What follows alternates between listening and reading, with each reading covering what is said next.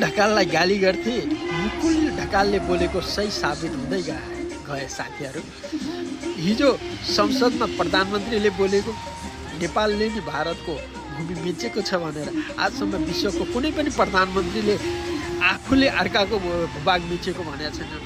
हिजो जुन प्रधानमन्त्रीको अभिव्यक्ति र परराष्ट्र मन्त्रीको अभिव्यक्तिले प्रष्ट मुकुल ढकालले भनेको प्रष्ट हुन्छ। त्यसैले यो सुनौ साथी, अनि नेपाली जनताले केपी ओलीलाई सम्झिन थाले, यो पनि सुनौ। एउटा होटलमा पत्रिकामा पनि आएको छ, हामीले भारतीय राजदूतावासलाई भेट्यौँ, राजदूतलाई भेट्यौँ, भारतीय राजदूतावासलाई।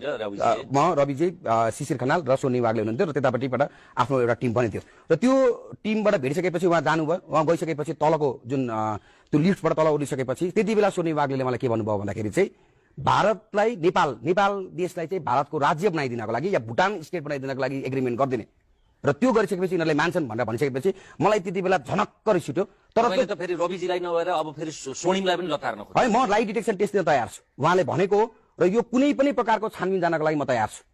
कुनै पनि प्रकारको छानबिन, कुनै पनि तरिकाको के गर्नुपर्छ यसमा, यो मैले भनेको। तर यसको पछाडि कुनै मोबाइलमा रेकर्ड हुँदैन। यसको सत्य के हो भन्दाखेरि चाहिँ अब त्यसको आफ्नो जुन कुराहरू छ त्यो कुराहरू तपाईँ जानुपर्छ।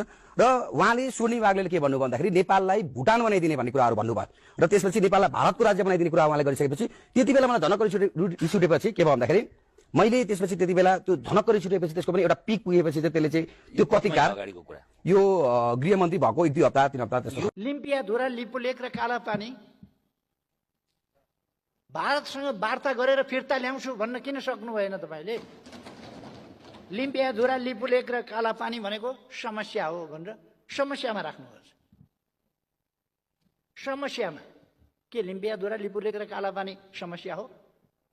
हाम्रो अभिन्न भूभाग, हाम्रो पवित्र भूभाग समस्या हुन्छ?